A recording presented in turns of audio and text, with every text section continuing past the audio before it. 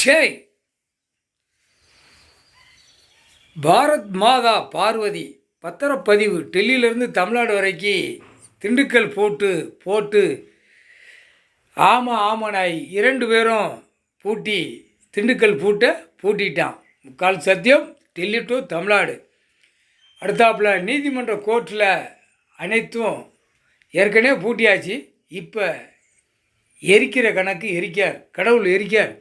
நீதிமன்ற கோர்ட்டில் நாயகி 2 பேரும் போய் எல்லா நீதிமன்றம் டெல்லி டு தமிழ்நாடு வரைக்கும் எரிச்சிருவாங்க. எரிச்ச உடனே உள்ளே இருக்கிற கணக்கெல்லாம் சோழி முடிஞ்சு வச்சு தண்டனைக்குள்ள கணக்கு கடவுள் போடுவார்.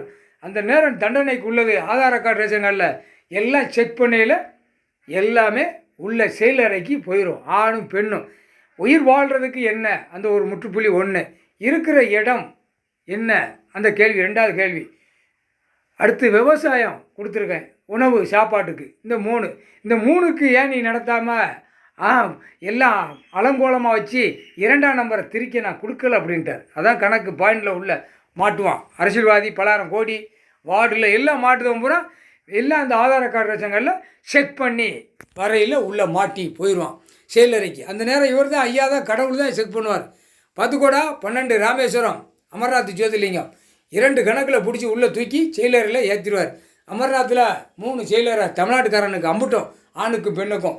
மற்ற 10க்கு பூரா டெல்லியிலேருந்து தமிழ்நாடு வரைக்கும் ஆந்திரா கர்நாடகா வரைக்கும் அள்ளிட்டு வந்துடுவார்.